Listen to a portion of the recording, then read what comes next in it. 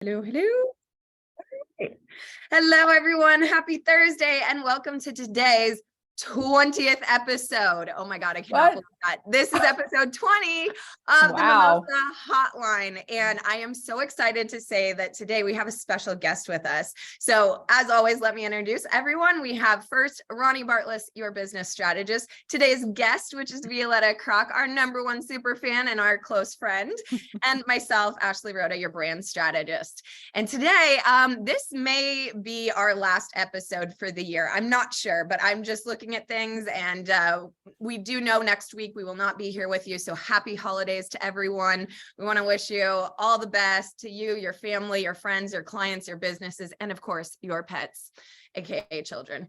So as we jump in, as always, we're wrapping up the year, and why don't we start with Violetta? Say hi to everybody, introduce yourself, tell them a little bit about how awesome you are. Hi, everyone. Thank you for having me. And yes, I'm your biggest fan for sure. I always have you in my ear on recording or live. Okay. I'm a professional development coach and trainer, supporting career-driven and development-hungry individuals who love to move their businesses and organizations forward. I see myself as a connector who supports leaders and especially multicultural teams working locally and globally. I'm specialized in intercultural skills, communication, productivity, and self-organizing skills. And most importantly, team development. And whatever I do, no matter what the topic is always very people centric. So I'm always interested in the person behind the function and behind the problem or challenge. So in the end, it's the people who do the work. So. Yeah. I love that. Well, welcome. We were having fun in the green room, as always, just sharing, kind of what was going on for us during the week and all the things that we want to bring up. So we're going to just kind of dive in and hit it with end of year. Oh my gosh. What I loved was Violetta was like, oh yeah, I'm not even in this year anymore. I'm ready to the next year. I'm done. Just planned. Ronnie, how are you feeling? Are you like ending the year, or are you already into 2023? Well, it depends on the client. So if I'm doing like, if my main job with a client is like finance, bookkeeping, that kind of stuff, like that, I actually still am this year wrapping up the year, and really won't wrap up the year until next month when we actually have all the expenses and everything in. But if it's a just like a marketing consulting client, yeah, we're pretty much done. Yeah. I had a meeting on Tuesday afternoon with my business partner, and he was like, sort of done for the year. And I'm like, well, I have a list of stuff. And he was like, well, let's see what we can push till next year. And I'm like, okay. So I've been hearing a lot of people say that's a 2023 problem. And I kind of enjoy that. I'm like, oh, that's nice. So that's what I've been saying too. How are you guys planning? Are you planning? Do you have like the whole year planned? Are you scrapping planning? Are you going with the flow? How are you approaching it? Violetta, how are you approaching it? So I'm a planner. I need a framework for sure. That doesn't mean that I follow through everything that is on my plan, and it's not planned into the last detail. That's for sure not. But I need a framework. Otherwise, I'll be like hatching too long for. So that's how I do that. Well, and I like how you phrase that. It's a framework, not necessarily a plan, right? Like, because I tend to not be a planner, and so I kind of am like, whatever comes along, that's what I'm going to work on. But part of it is just the word plan. That kind of just sets me. I'm like, I have goals, and that sets me up for failure if I don't meet them. Whereas if I just have a framework, then I just have something to go by. I like that. Yeah. So a lot is steered, of course, by our clients and by my clients. But so like the end of the year, because you were talking about wrapping up the year. So it's the end of the year starts November, December for me, when I start wrapping up and making plans for the next one. And I travel a lot in December. So December, I'm usually out of my home site Mm-hmm. gone and available for whoever needs me. But the main work is done for the year then, and it's already the preparation for the next. Yeah. I really liked how you shared that you use kind of December as your creative month, where you're kind of building things for the next year. And I loved that, because since it is a slower season, I mean, maybe not for everybody, but it is in consulting and coaching and things, a slower season because people are more focused on holidays and things, that to use that as like your creative getaway with that time and be able to like work on I really love that. I was like, man, I need to do that. That would be interesting, you know, or maybe do like pre-work of launches that you're going to have for that next year. And I liked that. I was like, ooh, that was fun. And it's funny with, you know, when we say it's a slow season, like you said, it depends for whom. Yeah. And then how much do we want to be affected by the slow or the fast pace? Right. So I try to escape that extreme fast pace, and I enjoy it much more. I like the season, but you know, to my liking, so to speak, I make it to my liking. And then it's just adjusted to it, right? And of course wrapping up and preparing is involved in it, but it's just my way. I love that.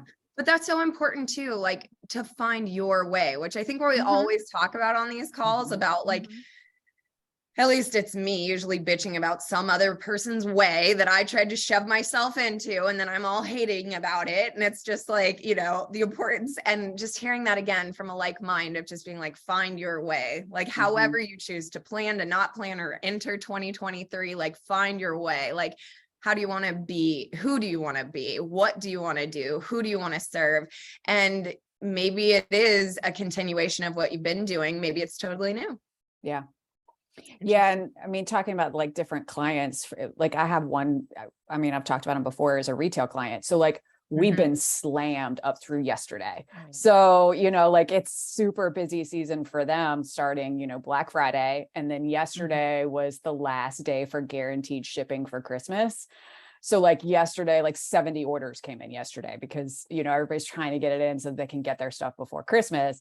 So we're just like this week starting to slow down a little bit. And we kind of are still in the wrap up phase of orders are still coming in and needing to be shipped out. But yesterday was kind of the deadline. And so like we had our Christmas party last night and we're like, okay, we've made it through, you know?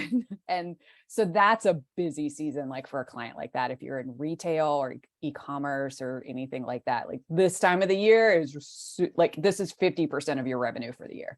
Yeah. And I think you just said another key word is seasons. All businesses have seasons, whether they map like society or not. Like you need to know your seasons of business and like, is this your creative season? Is this your like, you know, launch season? And like, what season is it for you? So I love that too. That's awesome. And you talked about holiday party yesterday. I love that. Something I spoke to you both in the green room was I just did my first networking day in Chicago and it was phenomenal. I literally left the house at 10 a.m. and I got back at 10 p.m. and I talked the entire freaking time. That's a lot of peopling. Oh, I felt it this morning because I also had selfies with everyone. Oh my God. I know. I did not. That's the thing. And it was actually funny because last night, somehow in between the two events I went to, I started thinking it was Thursday and today was Friday, which meant I wasn't on and I didn't need to like get up or do anything. And then today I was like, oh, we have hair today. All right. I was like, I'll make that tea a little extra strong. Cause I was like, I really tried to people and like, I knew it was going to be a peopling day. So I just fully peopled. And then I was like, oh, yeah. Now you understand how I feel. Yeah. I was like, oh, gotcha.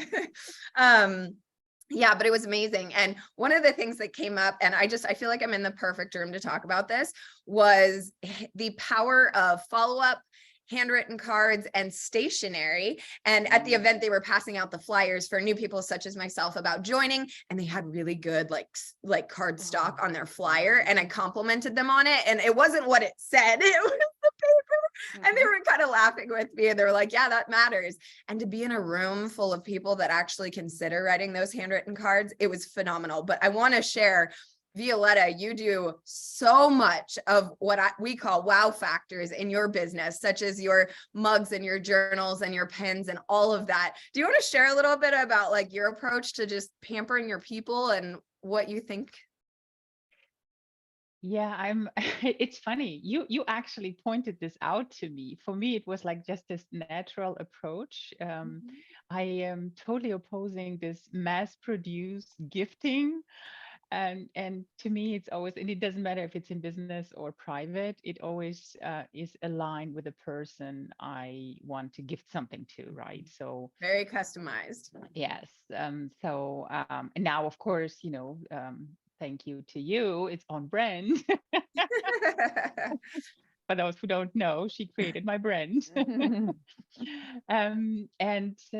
Yeah, so I always try to find something that the client likes, or I listen to what they tell me. So the gifting is not in that moment. It's very often not from the like in the very beginning, but it's throughout the process of working with each other, or at the end of the process. Because then I know the person, I know the client, and then I know what fits. Yeah, right? What like fits the top. sending Yeah. tea or coffee, or sending the card, or sending something else. Or, cool socks. Yeah. Right. That's awesome. I'd like socks. Ones. Yeah. I'd be all for socks, man. We had fun. We walked by.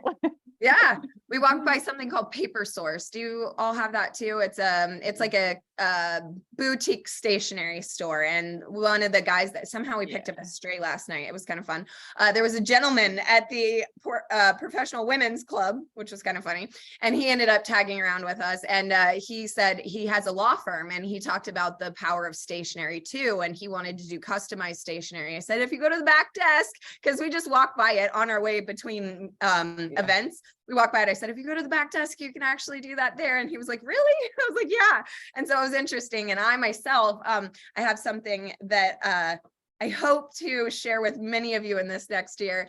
I created a custom wax seal with my logo on it, and I plan to like seal letters with that. I just feel so regal with it. Like I feel like stamp of approval and seal it in. The first few I didn't use enough wax, so it didn't quite make enough of a bubble for it. So I'm learning, but I'm actually thinking creative phase for December. I think I kind of want to make some custom stationery too. Usually I always send things out that are on color and brand, but I thought that might be kind of neat. I have postcards, which you guys know about, but like I don't have actual like stationery, and I always keep it right here. So I have the two versions. Like details was for like, details.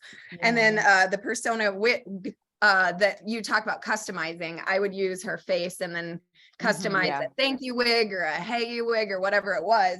But even this has changed, so I need to update to the new one that reflects my drawn persona. But I'm curious, how do you guys feel about stationery? Is that like a thing for you? Like, are you a paper snob like I am, where you like feel the weight of business cards? Yeah, absolutely. Yeah, and business cards for me are kind of like the top tier of like luxury for things like that. I feel like the paper of your business card also reflects the luxury of your brand, right? Like, there have been, because business cards are kind of your first impression, right? Like, when you hand out a business card. And so I can be at a networking event, somebody hands me their card and I'm like, this is a Moo card. I can feel it, like you could like, I'm not going to give this away, but this is a Moo card. Exactly. Like it's got the rounded corners. It's the feel. The glossy. It has this very specific kind of feel to it. And in my brain, I'm like, I know how much those cost. You've put thought and money into this. Yeah. I mean, it's a first impression. And so business cards are with like stationery, even like as part of the design of the card, like the stationery of it for business cards is really important to me. So like mine right now are like gold foiled. Oh yeah. Yum. So like luxury all the way. Like, I mean, that's one of my core values is luxury. So absolutely. I'm passing my card out yesterday. It was fun to hear the people be like, oh, Ashley, this means business. And I was like, And in the past, sometimes they would joke like, God, this is as thick as the coaster, this is as thick. And I'd be like, yeah, if you put a drink on it, you can say the drink's on me. They were like, ha! That's as corny as I have two eyes, because I'd look pretty silly with only one. Nice. Yeah. And then it was also interesting seeing people, a new trend is they don't even use business cards. They pull up their LinkedIn profile and have you just connect with them with the QR code. And it was interesting, mixed reviews on that. Some people loved it because of the efficiency and, they didn't have to print it and they could just instantly connect. I'd like to throw up a little bit of a, I think, lost opportunity. So great for the digital version. So like some of them have apps that just add all of your contact to the phone. That's great. Now it's in there, but I have over 150, 200 people. Like, how do I know who was the new contact that was added, let alone into LinkedIn, unless I go back to friends and prioritize most recent? I don't remember exactly who I met yesterday necessarily that way. So I do like the paper card. While maybe this is like not environmentally friendly, it's a task now. Like I can grab this, follow up, make sure my email, and then like throw away, done. Not to be disposable with them, but just like now I've put the information where I need it. I know who's new. I can put that in my pipeline. And I thought that might be, I'm curious what you ladies think about that. Do you like digital? Do you like paper? Do you feel like, yeah, I could see that. Yeah, it was in my phone, but like, I don't know who that was. I forgot already. So I love both. So I tested, when at the last conference, I was actually also connecting via LinkedIn and I loved it, but I also took the card. So for me afterwards, it's like going through, okay, this is who I connected, because it's in that moment, you will not look at someone's LinkedIn profile, but I do it later in order to connect with the person to, post a selfie, whatever is connected to it. So this is for me, both are of value, but I think that stationery, going back to what you were saying, and paper in general, is like receiving a different value nowadays, because we didn't have that for so many years and we were going digital all the time. And now it's like, oh, it's actually nice to have a postcard in your hands. It's actually nice to receive a letter, et cetera, et cetera. Saying that, I work digitally a lot. That means I do not see my clients every single day anymore. So the last 3 years changed towards that virtual setup. Much more than before. I did it before, but not as much. So people are somewhere. So you don't always know where they are located, and they might be at the company. And I work with company or businesses. So it is a little weird when you have to ask a person for their private address. It's like, can I send you something? But I need your address because when will you be at the company? Oh, well, like in 3 weeks. Right. So that's a little weird. So I always warn, okay, I'm not coming for a visit. I'm just, sending a package, right? So, but this also takes away the surprise effect, because it's, I really actively have to ask for it. So that's a little disadvantage in that world of, digitalized setup. Yeah. For me, I think it depends on your brand. Like, I mean, if you're a tech company or a software company, like that makes sense, like it's what you do. But I'm kind of like, Ashley, like you're going to get lost in a 5,000 LinkedIn contacts that I already have that are just all in one spot, or even in my phone, like all of these contacts that are just there, and it'll get lost. And I'm terrible with names. So I already know that about myself. So not having an actual physical card, you're just going to get lost in my sea of shit show. So like, and then what good is it for either one of us? Right. And so, there's no space to like star and be like, I liked that one, follow up with that one, versus like, then you get home and you're just trying to remember everybody. And I really enjoyed yesterday. They did encourage, take out a pen with your card, make a note, and they had us share something about the organization, something personal, and then our professional. So it was like the 3 Ps was their approach. And I liked that. And I did definitely, thank God I have my code. I was writing things on each person, like, on each person. That's what I used to do until I had some business cards that were glossy and you couldn't write on those. Yeah, I've had that complaint So too. it's like, Sorry. okay, another challenge. Yeah, I've had that I don't like complaint too. glossy cards. Yeah. I will approve if it's half glossy, like one side's glossy and one side's Okay. matte. That's okay. But that is the only time that I'm like that there is a exception to the rule. I just don't like glossy cards. I feel like, but I do like, have you ever seen where the card it's debossed, because embossed is where it's in, but it's like raised letters, and when the letters are glossy, that's okay, I don't mind that. But I don't like the ones that feel like as if you just laminated the damn thing. What? Yeah, you got it on Vistaprint for like $4. Yeah. Take it off. But I want to also share another thing that Violetta does that I love so much. Do you want to share about your selfies during networking? I love this. During networking? Yeah, like so, your approach to selfies when you're out networking. Yeah, I started taking selfies with people, and then after the conference, I actually shared the selfies on social media. Ronnie's like, yes, marketing approved. and writing something about the person I met, because it's not only about me, it's about them and their business. So it's taking and giving and networking that way. So for me, it was real fun to getting to know the person or the person in person, and then posting something about them and sharing. And this was actually real fun. And you profit from that weeks later after the conference. So, the conference is long over, you're home, you in your busy day, and still remember, oh yeah, this was so much fun to meet the person, etc.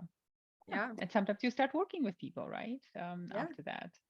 Well, and it gives you a nice, like, tangible thing to do the follow-up with, right? Like, it's not just an outreach of, oh, hey, we met, like, it was great to meet you. You actually like have something tangible to deliver to them. It's like, hey, I thought you might like the photo we took, just so that you have it as well. And gives you a nice, like, good reason, so it doesn't feel so socially awkward to be like, hi, I'm popping into your inbox because we met.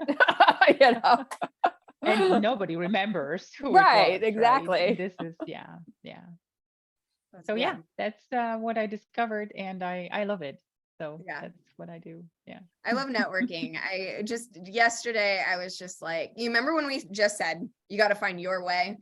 God, is that my way? And I just have been so distant from it. And I like, Ronnie, I thought about you so much yesterday. I mean, like, Ronnie would be like sitting, like I saw you over by the fire there with like your martini or mimosa or champagne or whatever. Like, just come to me. just like approving what I was doing, just shaking your head like, there you go, little one. There you go. This means, yes. This means Ronnie is the opposite. Yes. Oh, okay. 100%. So you're the observer. Yes, I am. Yes. And the quiet stalker of genius-ness. Like, she's not going to be the one that goes out and says everything, but she's the one that knows everything. Okay. Yeah. Well, and it's so funny because I consider myself very terrible at networking because I'm terrible with names. I'm socially awkward around it. Like, I just find it odd all around, but yet I have no problem getting in front of a room of 500 people and speaking. That's interesting. Yeah, it's so weird. Like, I guess it's just almost kind of, how like actors like just turn it on, like when you get on stage and it's just you're in a different character. But then like I get in a room full of that same 500 people and I have to actually mingle, and I'm like, I'm gonna die. No, I enjoy it a lot. I mean, like, we enjoyed it, right? Oh when we were in Dallas. We had so much fun. But we also filter. I mean, networking means getting to know people who you really connect with, not only talking. It's interesting because that networking, it builds beautiful relationships. Like Violetta and I 4 years ago, we 2019. met Jesus. Okay. Mm-hmm. That's incredible. Like that's Before all those crazy years. good amount of time. But like, wow. Yeah. Yeah. We connected first at a networking event. We were standing in line together and we were waiting for one of the presenters that had just presented, and we both had questions. And I was like, hey, what's your question? Because I was trying to be networking and be more like open. Like usually I don't bug people in line, but like it's that thing. It was very useful that you bugged me. Yes. And then we started talking. It was great. Then we ended up deciding we would hear more about a conversation together than the speakers. So we didn't even talk to them after all. We went and like found a little spot, just started talking about all the things, and just, I felt like vibed very well. And then we ended up working together, and that created like a year. And then we had COVID and all the things. So that event wasn't happening again. And then we reconnected just this last year at that event again. And it's like so fun. Now, this isn't for everybody, because it's special when you find these relationships that you just see each other again. You're like, oh my God, how are you? I like picked up right where we were. We found our same corner again to chit chat and do our thing. And like it's a whole thing. And I have to say, the only reason I'm going back this next year is because of you and a few of the other people that I have that kind of like relationship, go find each other and see to do. And I think it's really special. And as we say, oh my God, every time, connections and conversations are everything. And however you choose to execute that, you know, whether it is social media, whether it's in person, like however you do that. But oh my God, yesterday I was like just ringing the bells in everyone's ears, because I would say I am 33 days here in Chicago. I believe everything is who you know in perfect timing. So I'm looking to get to know all of you, whether I can help you as a referral partner or a connector or as a brand strategist. I'm here to help. And oh my God, it was like catnip. They were all over. I was like, okay, that worked. So it was really great. And having good conversations, you know, and in your mind, you're sorting people. Like, is this a good fit for me? Is it a good fit for someone I know? Or is this like a nice human, but no, thank you. Like, you just don't need to take time. That sounds awful, but it's true. Well, yeah, it's true. We do the same with friends, right? Yeah. We need something to connect with. Yeah. Otherwise it won't happen. Yeah. Yeah. What are we most looking forward to next year? Do either of you have a project or anything or something for 2023 you are like really excited about? Violetta, you want to go? I want to know. I want to know what you have in your framework for next year. I'm actually starting, and I am saying it loud, so this must happen now, right? So exactly. Oh my God. So I am starting my YouTube channel. Oh yeah, that's right. Good. So I am totally opposing, you know, reels and those fast-paced. I saw it today and I forgot about it tomorrow. Things short form, in social media. So I'm not me. It's not gonna happen. But I like to create videos for my clients, and for those who maybe, you know, don't know me yet or want to get to know me, want to know what I work on, what my take is, how do I work with clients, etc. And just taking the real world coaching online, so to speak, onto the video, so I can give support to people who might just develop something new for themselves. So that's the plan. That's the big thing. That's the big thing. Okay. We'll see how it goes. Are you like restructuring any of your services at all for next year? You mean like in context with videos? Or just with, you know, the services you provide your clients? Like, is that something that's on your radar of like restructuring things, like getting rid of services and adding things in? Yes, I have actually done that this year. Yeah. As well. So next year it's going to be much more streamlined. Okay. Towards only projects that I really like doing. Yeah. So I love it when you get to that point. Yeah. Yeah. I just like those, you know, people who like what they do and they want more of it and they want the support, and you just thrive with them. So it's like it's like a drug for me when I see them thriving, right? So it's that absolute satisfaction guarantee. And then you pull people towards you who are like that, not the ones who just slog through life and do everything by default, but just those who create, right? Yeah. So, and that's what I just love doing. Yeah. Awesome.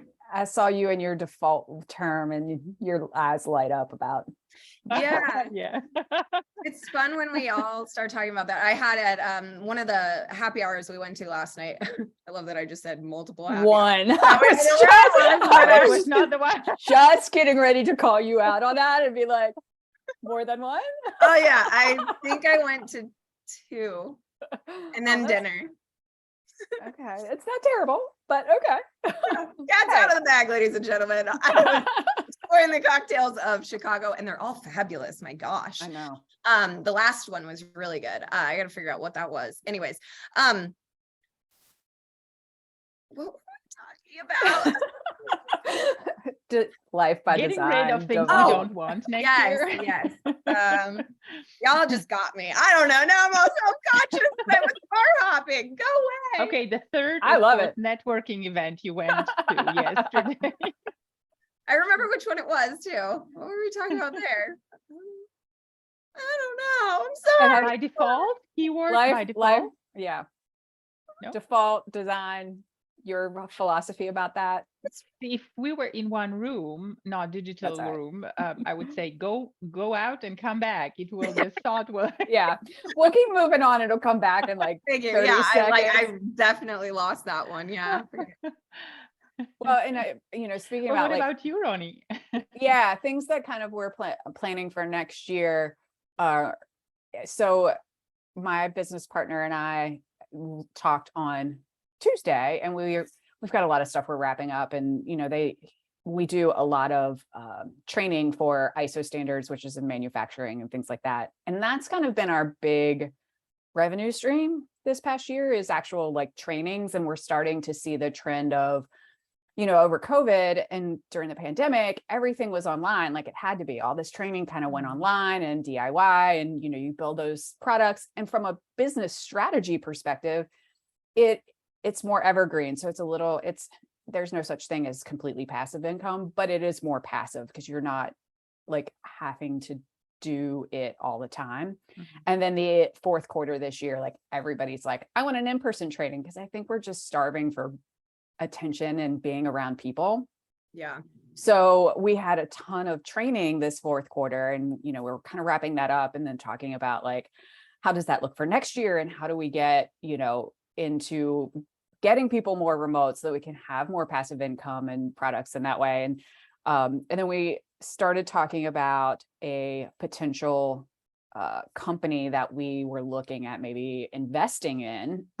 So it's like, one topic to the next of like, okay, we did this project, we kind of talked about that, wrapped it up. And then this one came up of a company that we were looking at investing in, and we're going to pass on investing in it, but they had asked us about like, well, how can we work together even so that we can get prepared for a sale? Because we kind of came in and we were like, we're not really ready to sell. Like there's nothing here for anybody to buy yet.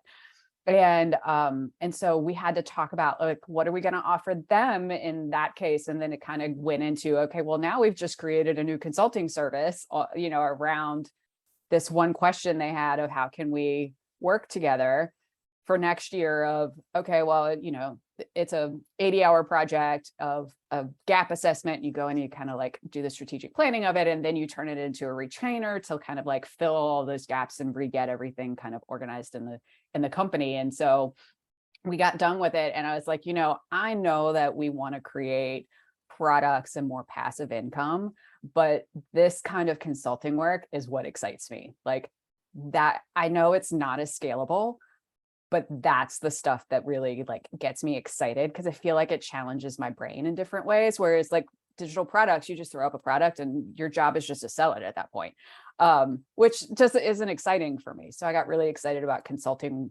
work for next year, and kind of looking at working in some consulting work with a partner that we kind of go in and like as a team and work on projects with small companies. And more focused on like acquisition than too.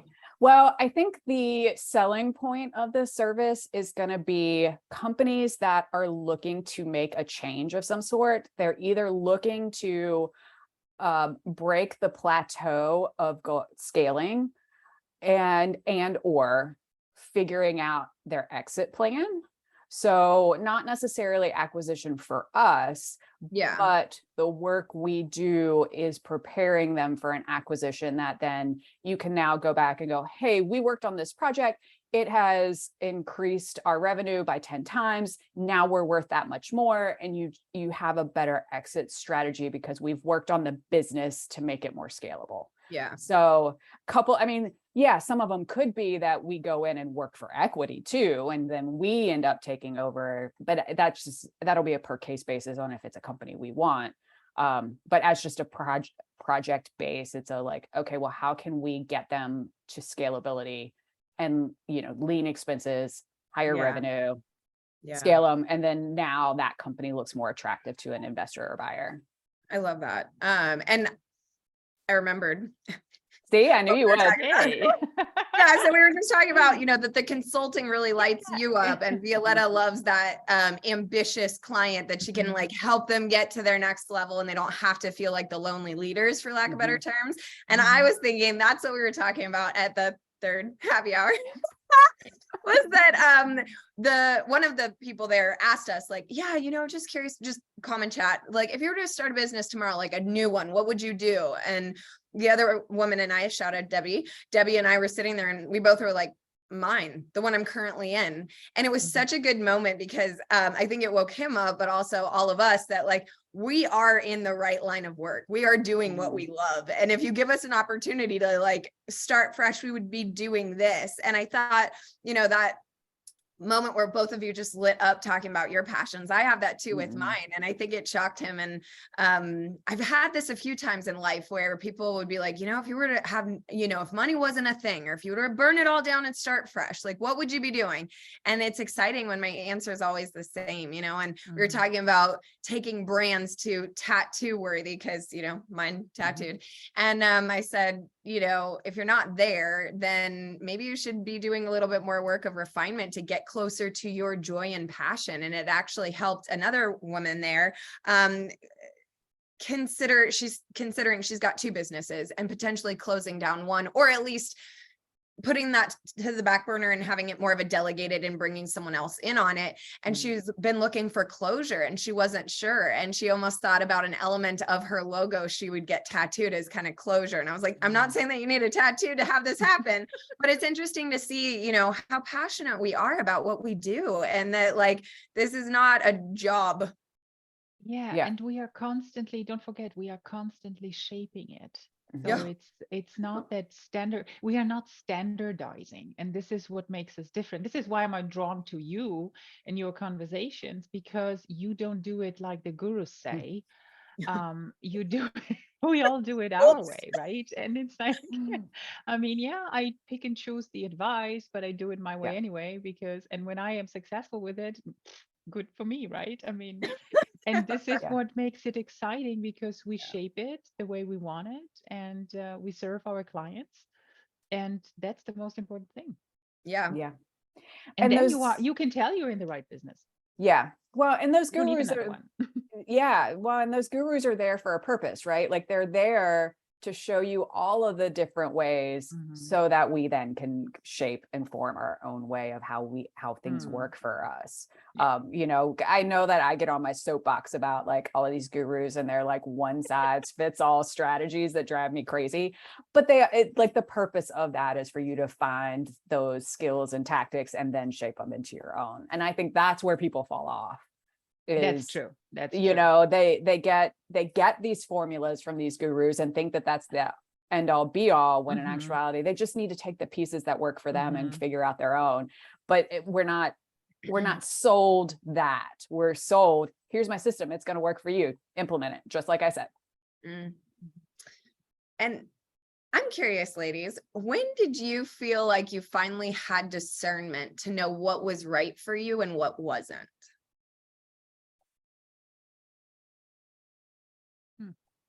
I have to think about that one. Violetta, you go first.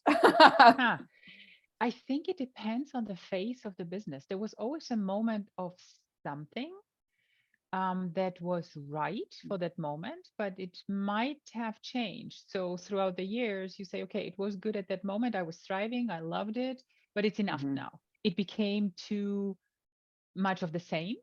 And as much, as much when there's too much routine for me, that's like the worst that can happen. Right. Okay. And sometimes with all the work that I sometimes have and, 16 hours days, and I say, okay, what about like a couple of days when it's more quiet, but then those more quiet days are there and I'm not happy because it's like not enough happening, right? And not enough I challenge. start I start thinking it's like something wrong. It's like it's just not the right feel then. So I guess it really is, there are phases, but I think the longer you are in business the more stable and convinced you are, and you just shape what do you do with a diamond? Put it under pressure. Refine it, polish it, refine it, cut it. Nah, there's another word I cannot think of, but yeah, you that's cut just it. like you cut it. You cut it. Yeah, you cut it into its shape and then you set it in its setting. Okay, so whatever that beautiful word is that is still not on my mind. It'll come to you. It's okay. I had like a full 5 minutes, so you can have time. It'll come back. Refine it, and there's that basis that you will never change because you know exactly where you stand and where you want to be and what you want and what you don't want. So I think it makes it easier along the way when you implement. I mean, this is like what Ronnie was saying, where people fall off because they don't follow through. Yeah. Yeah. And I think there's a massive element of trial and error. Like, I feel like you kind of have to try it and then see if it works for you or not, which sometimes can be quite an investment of either time or money or energy. And it's like the remnants of everything that either went right or wrong becomes your discerning element of like, yeah, this works for me or not. I totally agree with everything you just said. And I too would say that it's like seasons and reasons, but also time. Like, I just feel like you need to be doing this for so long and winning. I don't like to use this terminology. Well, let's say this: winning and learning enough that you can start having a base data to reference. What do you think, Ronnie? I agree. I think time for sure is, because if I think about it, so I've been in my business now on my own for 15 years, and I can pinpoint probably like 2 very specific time frames that gave me the courage to be more discerning about things. In 2016, I ended up in the hospital with my appendix ruptured. And that was a defining moment in my business to step out of busy work, right? Like that, now I can discern, because of that experience, I can discern what is a project that is revenue generating and important to me and what is just busy work that I'm just filling time with, right? So it was like a very specific event that kind of did that for me. And I would say then stepping more into my knowledge and authority and expertise really only hasn't happened, but in the last maybe 3 years of kind of really stepping into that, like solidly stepping into that kind of identity. And that helps me discern exactly what I want to do and who I want to do it for, because I have stepped into my power, and that makes it much easier and clarity to figure those things out. Yeah. Priority and ownership, I would say, for that. Yeah. That's beautiful. Yeah. Yeah. And some of those things just take time, particularly like the expertise. Like we're all always learning, right? Like I don't want to disadvantage that. Like, there are, like you said, there are seasons and reasons, and there are skills like we don't have. Like, I mean, I'm thinking about going back to jewelry school in the next year. Like, these are all like, we need to learn things, right? But you do get to a point where you go, you know what, I've been doing this long enough now. I am an expert at this. Like, I am an authority, and I need to step into that. And I don't need to learn that thing anymore. You know, I did my, as I don't remember the name of the book now, but the 10,000 hours, like, you have to work in something for 10,000 hours to be an expert at it. Mm-hmm. Like, you do kind of, time just kind of makes you hit that point. Mm-hmm. Like, that's just something that happens for all of us. Experience too. You know, we were talking about that in a different situation last night. Someone was getting coaching on their programs, how to like change them up and things. Right. And she had a few, you know, we all do this. She had a handful of solid leads that didn't move forward with the new structure that she was encouraged to set it up as. And we kind of figured out another way that I thought might honor them better at where they were at with her original feeling. And I said, you know, what if you go back to like just 3 of those that said no to the new offer and say, hey, you know, I am refining myself. I'm still thinking of you and I still want to support you. So I put together this, would this honor you better? So she got to go back and potentially get some of the lost business as also market research to see if that would convert those people, and then also try again with new leads. And that was similar in just, you know, refining and reapproaching everything. So I like that. Yeah. Yeah. And I think that learning process is always there. Yeah. So I mean, like, I am, oh my God, I've been so many trainings and spent, you know, thousands and thousands on train, but it was necessary. And sometimes, you know, I go back to stuff that I did years and years ago, and I realize it was not the right moment. It's the right moment to pull it out now, compare, test, etc., and pick and choose again. So sometimes it's just, you know, we do because we have the shining object syndrome. And this is also something that actually loosens up a little bit, and you find yourself, okay, now it's enough, you know it. It's a different area that you have to step into. Yeah. Well, and you approach that training then later on with different experiences now, right? So if you have different experiences and you get into that training, like your like your understanding of that training changes because of your now new experiences that you've had. You're approaching it in a new way, and you're not the same person taking the same course. Exactly. Yeah. I do love that. In my Google Drive, I have a folder called education. And every time I'm in a class or a course or I work with somebody, I create a folder for that. So I can always like go back, because I have one too. I don't necessarily have a bad memory, but I don't remember everything people taught me 5 years ago and what it was. And sometimes it's fun to pull those things back out or whatever. And yeah, you know, as you guys say that, yesterday I got a little tempted by LinkedIn because everybody in this group was on LinkedIn and I am not there, and kind of feeling like, okay, maybe that's something I pull back in. And I know personally, just through the move in the last couple of weeks and stuff, I've just been quiet on social. I mean, I'm on Facebook. That's just where I hang out as like a human, but not very strategically positioning myself on there. Even my newsletter, Ronnie might blow me off this call in 5 seconds because I still haven't sent said end of year newsletter. It probably won't even go out because like you have 3 weeks. We'll see. We'll see. 2 weeks. Sorry, you have 2 weeks. Yeah, I don't know that that's happening. I don't know. But yeah, also discernment of energy. Like, I often find I'm very called to do what I'm supposed to be doing. And other things, it's like, I'm not meant to be doing that right now because I could care less, you know? So yeah, I feel that, but I always like having those. And I've started something new where on what's this called? I can't think of what this is called. Evernote. Sorry, on Evernote, I've been creating yearly digital journals, and I have notes in each of those journals. And one of them is my learning moments or ahas. So like just life lessons, like I learned this, or hey, do that, just things. There's everything in there. But that was really fun now that I've done it for my first year, to go back and see like the personal aha moments or the business aha, or the like, you know, the most recent one is Ronnie says, it doesn't have to be easy. It just needs to be simplified. And I'm like, so that's a big one that's highlighted right now. Or it's not always easy. It just needs to be simple. I love that because I like to overcomplicate everything.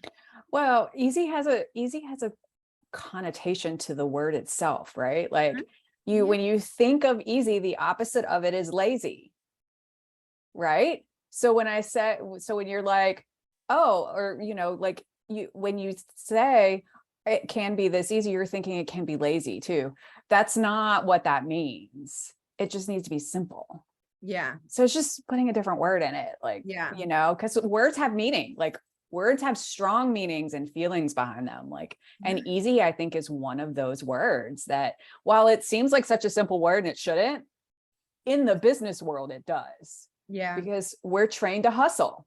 And so, like, but it's also your own definition. Right. So I wouldn't have never come up with a definition of lazy or the opposite of it as lazy. I have to say, me either. I loved that. That was an interesting moment to witness. I was like, yeah, like totally not. What's how would you think of the opposite of easy? Like, or difficult or complicated. This would have been my opposite. Yeah. I think like opposite is struggle and force and hard. Yeah. No, I mean we just associate easy being with lazy. And that's not subconsciously, that's why when you say like, I should work harder for this. Like I should, like, this is something Shauna teaches us so often. Like it can be, that's what she means by that it can be that easy. But because we're trained to hustle and we have to work hard for things when you don't. Yeah. So your mind's going to the opposite of, well, if I'd be lazy, but lazy is not a good term. Right. We have a negative connotation to lazy. I was on a group call the other day in one of my Woo World communities, and a woman was like, I'm not trying to work hard. I was like, panic attack for her. I was like, don't say things like that. And then I was like, oh my God, what a blessing. This is the first time I've seen someone in their elder years. I think that's respectable to say because she's okay. And of that generation, that age, like I never, ever have ever heard, or anyone actually in my life, be like chill and okay with saying that. I feel like you should have like an emotional response if you say something like that. Like you, like how irresponsible, like don't say things like that. But really, I was like, ooh, okay, we're going to breathe through that one. Like, this is okay. It is okay to want results, but not work hard or kill yourself over it. Wow. Yeah. But again, it comes to your definition of the word. Yeah. Yeah. Right? So, and everybody subconsciously has a definition of a word and any kind of connotation. So I'm still not with you, Ronnie, on that. It's the same place. We're allowed all different views. I love this. Right? Yeah. And this is how important it is to not to make any assumptions, but to define it for yourself, and also asking the question, okay, so what is it that you mean with hard, right? I mean, because I mean, there are people who are just lazy for sure. Oh yeah. And still make some money, okay, and they're happy with the little that they have, or a lot what they have, whatever. But it has to be aligned with you. So it has to fit you. Yeah. And whatever hard is for you. I mean, Jim and I, over the summer when we were talking about like, where do we want our partnership to go, and like, how do we want to work, and that we both, because we're very similar in age. He's only a couple years older than me. And we both looked at each other and was like, I don't want to work this hard.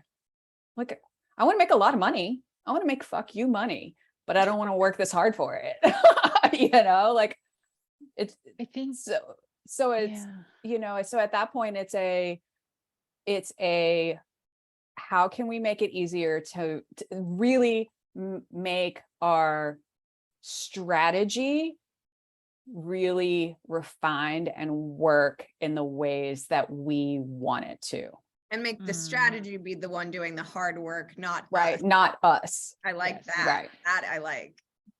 Yeah. Because I don't want to work very hard.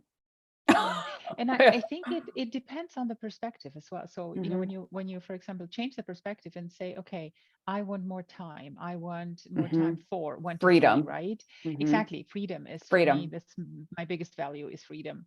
So I want to travel in December. So that means you will not have me for an in-person training or seminar. You can book me online, no problem. I can do this in between. But I will not be where I am usually located. So that's it. And so that's my choice and whatever. And I do a lot for my clients where other people would say you're crazy. I said, well, yeah, it's my way of crazy, right? Yeah. But but that this is also important. And I think we go through phases in life where we just realize, and it doesn't always have to be a bad thing that happens, which the human being tends to wait for something bad to happen in order to make a decision for the future and to change something in life. Yeah. The typical psychological effect.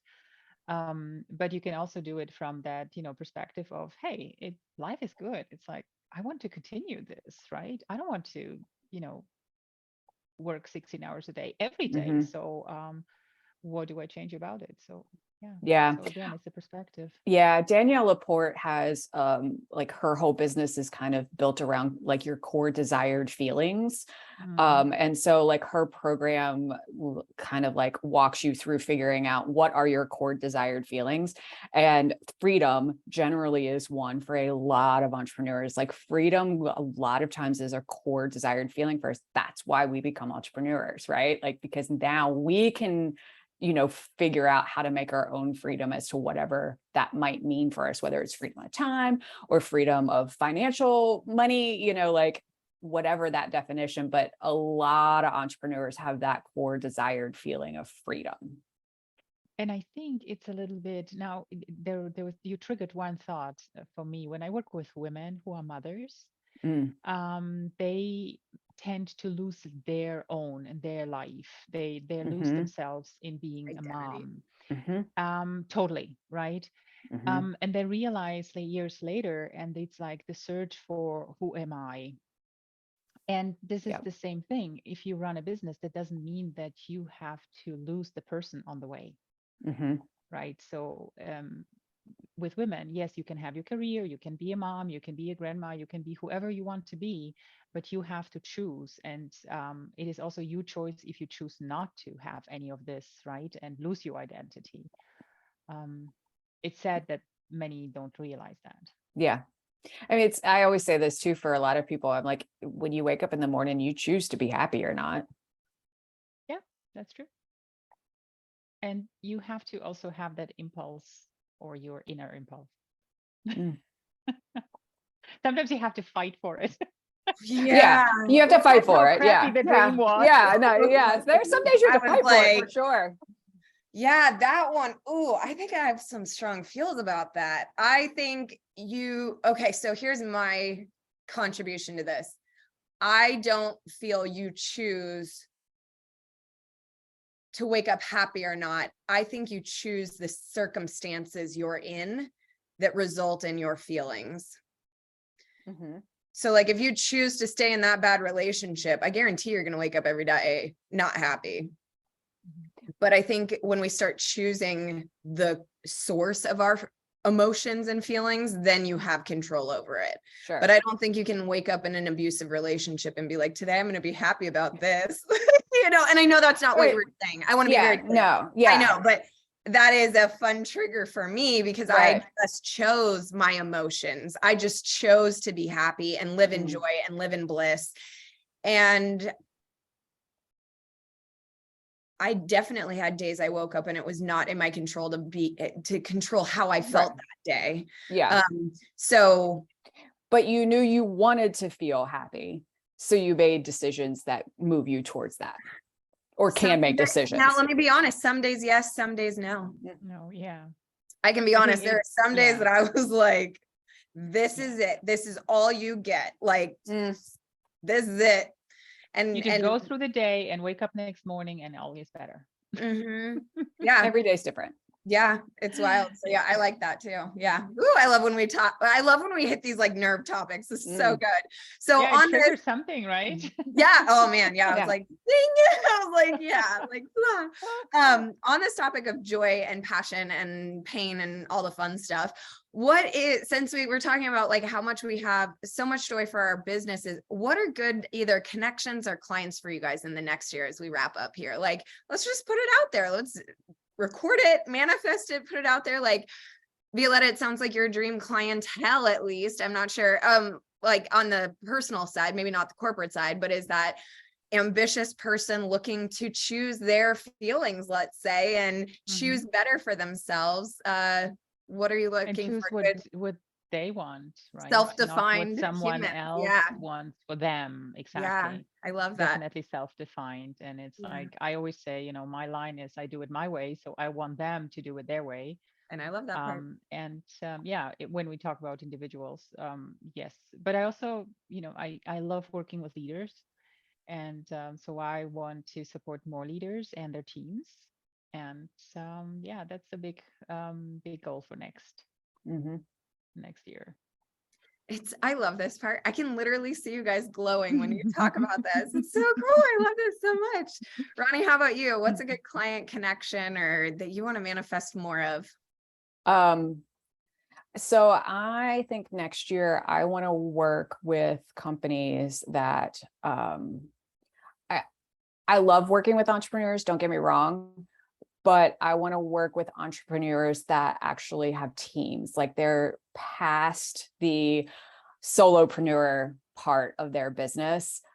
So, you know, larger companies that, you know, have either small teams or mid-sized teams or, you know, whatever that might be. And really getting into their businesses and seeing how you can just make them more efficient and make more money. Very specifically, I would love to have a jewelry manufacturer. Like I'm very specific about manifesting that next year for some reason. Like that's what I want. I love that. That's so perfect. I love it. I almost got a hit on that one. That was interesting. I like saw it, but then no. It was like, it was like a blend of simplicity and money and like, like easy. I don't know. I saw it and then I didn't. And then there was a jewel thing, but anyways, I'll let you know what that vision looks like later. But yeah, it was cool. What about you? What's yours?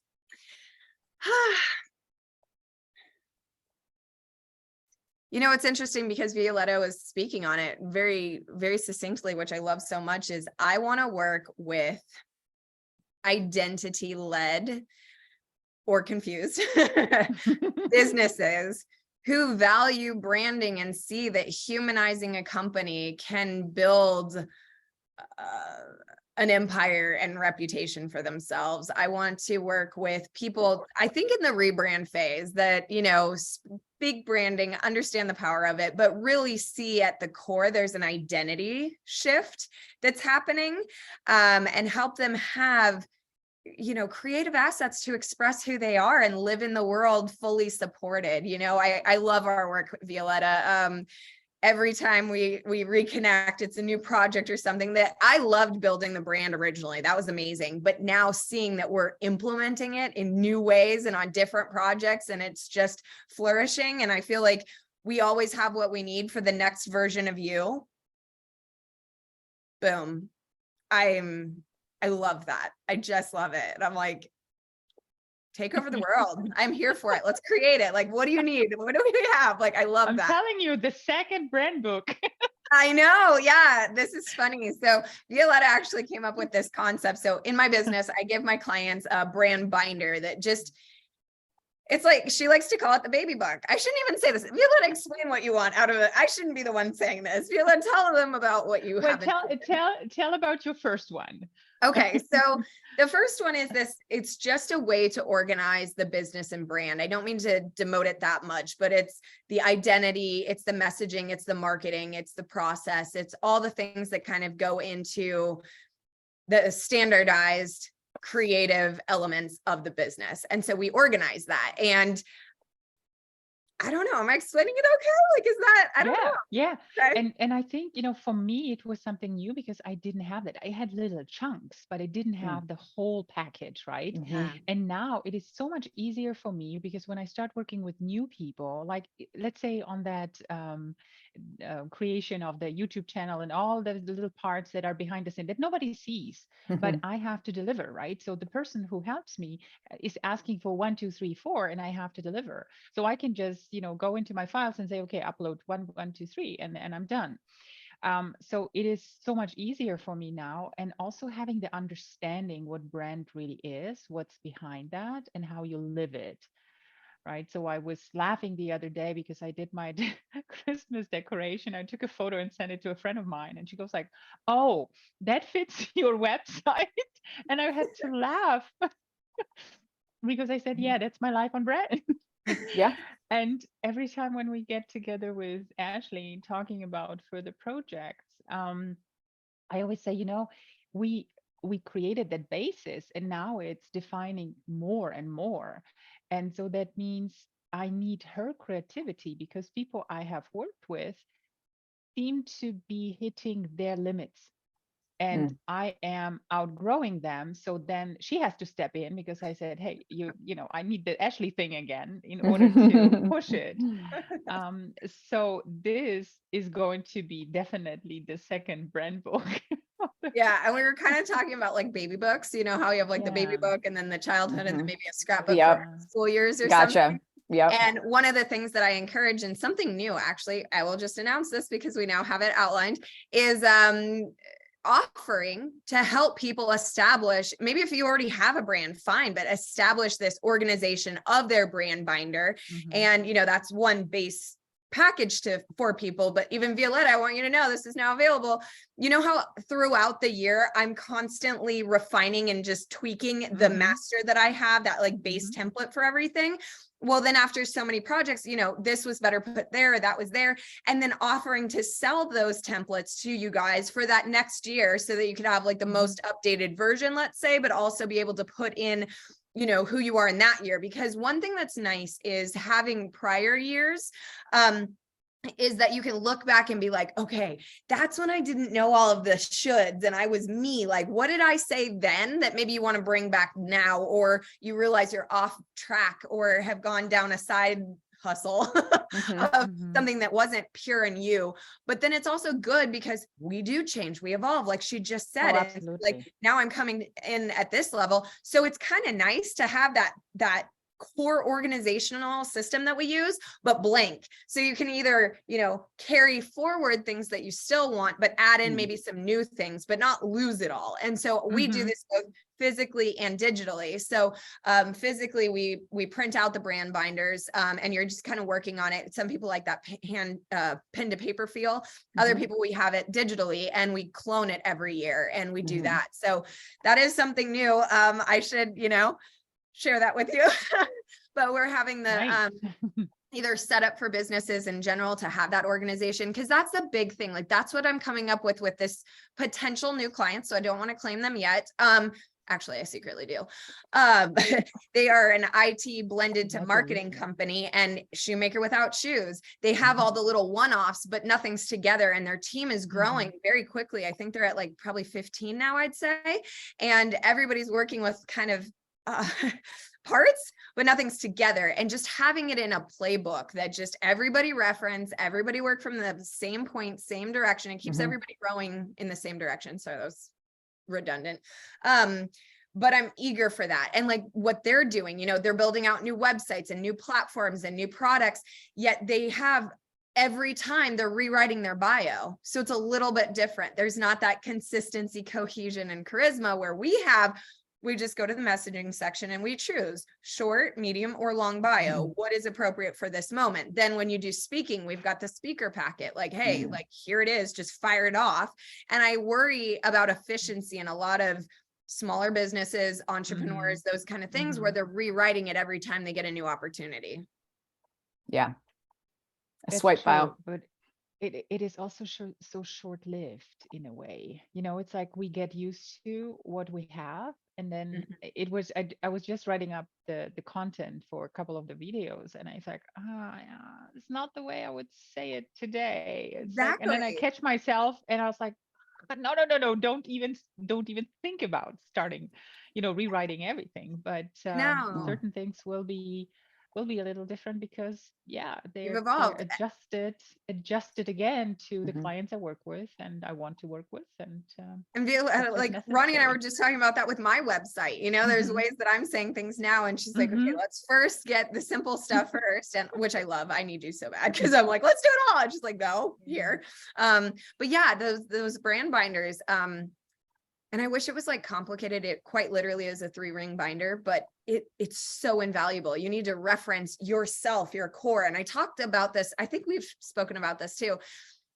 If you can capture the original core essence, the day you got the calling to start your business, the day you were like, or the event or whatever it was, if you can get that on paper in its purity, it is vital, because you're going to go through so many life phases, so many business phases. You'll start being like, how did I say that? It's like recalling a dream almost. It just slowly slips away from you. And so I love to just have business owners have a moment to capture that essence so we can reference it. I'm not saying that it's going to show up the same every year all the time, but let's remember the core pulse of what's driving this and what's the soul essence of this business or product or service or whatever. So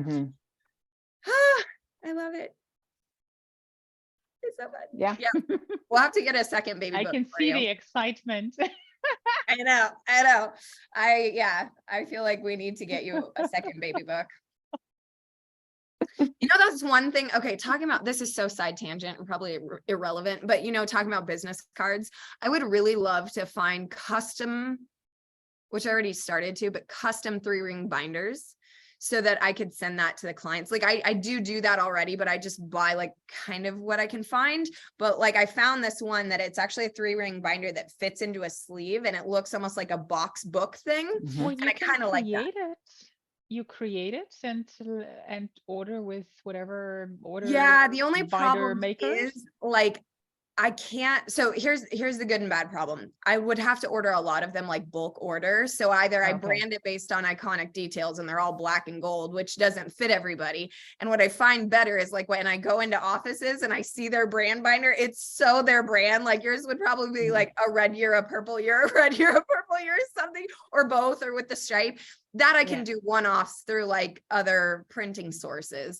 But it's been something that like bugs me, my 3-ring. But it can be a combination of yours and the clients, right? Because I like seeing your brand because you are the ones supporting me, and you were a huge part of that. Oh, thank you. Well, I mean, I'm not going to lie. You did just make my day when you were like, I just need Ashley to come in and fix this because I have exactly. It's like, do the Ashley thing. And she knows exactly what I'm talking about. This is what I love working with people like that, right? And this is what I value so much on actually work relationships. I love working with people for years and years. I have so many people that I have worked for. I mean, like I've been in business for 15 years, like you, Ronnie. And there are so many work relationships from the very beginning. And this year I have reached out to many clients who I haven't heard for years. And it's always nice to, get together again and talk and see how their business evolved and what we could, how I could support them again. And it's just something that I value a lot. And then, of course, you have this, it's like in a good relationship, you know exactly what the other person is talking about and they know what you are talking about. So you don't have to explain yourself 15 times. It's just like, do the thing. Okay, right. Where it's like, yes, thank you. And now I have a hard time to choose because all of them are cool. I know. Sorry about that one. Yeah, that was funny. Well, it's kind of like if somebody walked in on. They were all cool. If somebody would walk in on Jim and mine's conversations, they would be like, what is happening here? Because we've worked together for so long. You just have your own like communication style that you two get, and if somebody walks in, they're like, this is too much for me, man. I'm out. You know, or you just hear each other. You know, you know, or you hear, or read between the lines, space to kind of like explain it. Because like Violetta doesn't do this much. Some of the other ones do. They're just like, can I just talk at you? And then like I will call Leilani out. She does this to me all the time. She's like, I just talk and I don't really say anything succinct, and then you fire back, and it's like the core of what I was trying to say. I'm like, I got you. Like I get it. Just talk to me. But you know, I did it in the beginning when we started working, when I wasn't clear about everything. I was like, and I said, okay, can you translate? Can you, did I say anything that, you know, was clear? What, I was like, yeah, I got it. Did you get what I was saying? I don't know what was said. And you like, I always say you translated me, right, into a brand. Yeah. Which was hard for me because I couldn't picture what it is or what it's going to be. Yeah, it was fun. There's definitely like memories I have. Like, so I do a brand presentation where I kind of present the entire brand. And I remember, I like to say I make people cry out of happiness. And all I did was show her the cover slide and she was gone. And I was like, wait. I was like so excited. Don't you ever share that video. Oh no. I swear that is under the confidentiality clause of your contract that would never be shared unless asked upon. But yeah, and then also just when we were naming the new channel, right? And you had your list of names that we won't discuss. And then unless you choose to share that, and then all of a sudden she's just like talking like we're talking about, she's just talking, like looking up, da, da, da, da. She says something, I'm like, wait, stop, that was it, like, and she's like, huh? And I was like, and she's like, oh. Those are the conversations.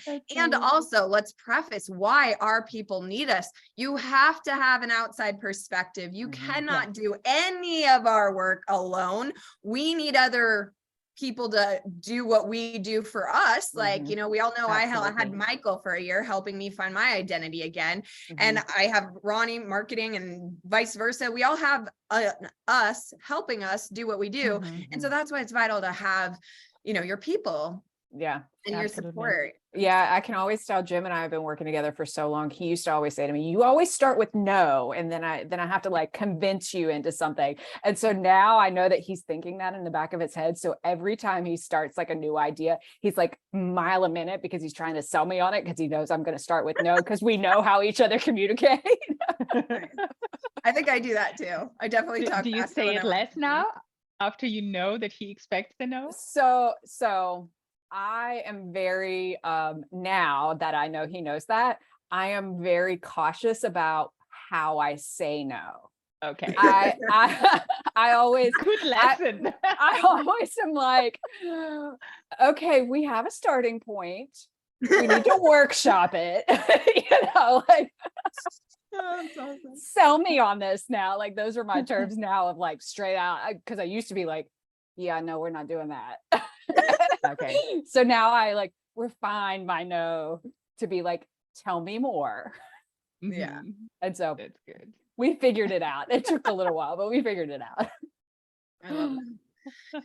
Ladies, we've done it again. We are over our timeline. That's not really a timeline that we don't have. I should feel like if we give people at least the ability to listen back, they're probably ready for us to be like, okay, ladies. Listen up. So Violetta, thank you so much for joining us today. Ronnie, it's always amazing. Does anyone have any final thoughts, comments, concerns, emotional outbursts? Not at all. A lot. Awesome. Well, thank you very much. It was my pleasure. Yeah, we welcome you back. You'll have to join us again in the next year at some point or something. If there's ever any way that we can support you or shout out, we will. We'll also definitely link some of your contact information too for people in the show notes and at the base of the description so people can get a hold of you. Because I'm sure there's going to be people that need you in this next year. All right. For sure. Okay. Well, bye everybody. We'll see you not next week. Remember that. No. Ronnie, should we just make an executive decision? We start back in the new year. I mean, we can do it the following. I mean, is there really going to be much going on in the in between? No. All right, then executive decision Thursday. January 5th will be our next day back. So happy holidays, happy new year. Stay safe out there, give extra hugs to everyone, and we'll see you all soon. Yeah. Bye, guys. Bye. Happy holidays. Bye-bye.